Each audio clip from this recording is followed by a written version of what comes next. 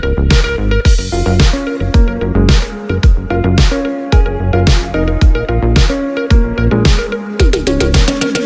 તાલુકાના સિહોરી ખાતે બીએસએફમાં 6 મહિનાની ટ્રેનિંગ પૂર્ણ કરેલ અજુબા રણુભા ડાભી ડીજેના તાલે શોભાયાત્રા કાઢી દુગાવાડા પંચમુખી હનુમાન દાદાના દર્શન કરી સિહોરી હાઈવે 4 રસ્તા ગાય માતાના સ્ટેચ્યુના દર્શન કરી ગાય માતાના મંદિરના દર્શન કરવામાં આવ્યા।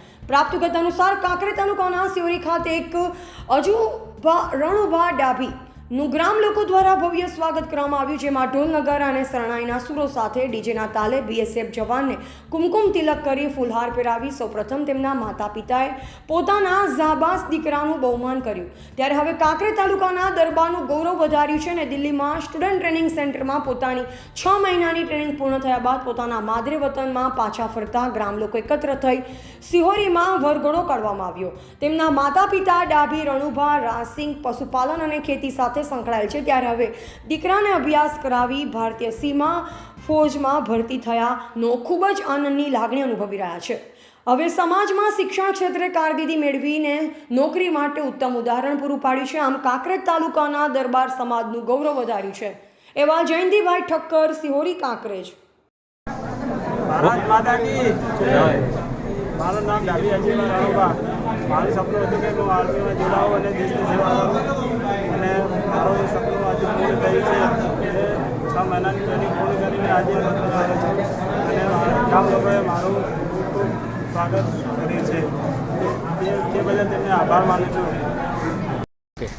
કાંકરેજ તાલુકાના મુખ્ય મથક સિહોરી ખાતે સિહોરી ગામનું ગૌરવ, અમારા દરબાર સમાજનું ગૌરવ ડાભી અજુબા રણુભા વજણી પાછી બીએસએફ જોઈન કર્યા પછી આજે પોતાના વતન સિહોરી ખાતે એનું આગમન થયું। બેઝિક તાલીમ પૂરી કર્યા પછી જ્યારે સિહોરીમાં એનું આગમન થયું ત્યારે ગામના તમામ સમાજના લોકોએ શોભાયાત્રાના માધ્યમથી આ દીકરાનું ભવ્ય સ્વાગત કર્યું।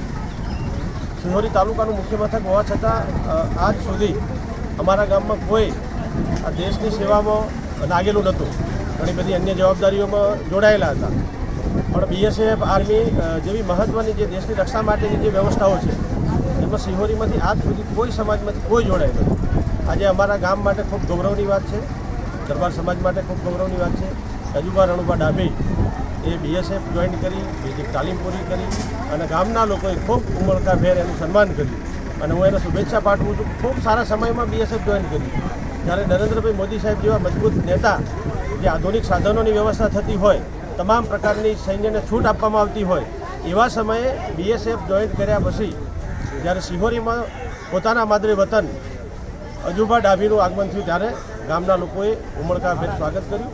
દીકરાને હું ખૂબ ખૂબ અભિનંદન આપું છું, એમના પરિવારના લોકોને પણ ખૂબ ખૂબ અભિનંદન આપું છું અને બાકીના સમાજના લોકોને વિનંતી કે 12 પાસ પછી દેશની રક્ષા કરી શકાય છે। આ દીકરો આજે લાગ્યો, આખા ગામના લોકોએ સન્માન કર્યું। આપને પણ વિનંતી છે કે જે આપણા દીકરા દીકરીઓ 12 પાસ કર્યા પછી કોઈ વ્યવસ્થામાં જોડાતા નથી તો દેશની રક્ષા માટે આપણે કામ કરી શકાય છે, એવી વિનંતી પણ કરી।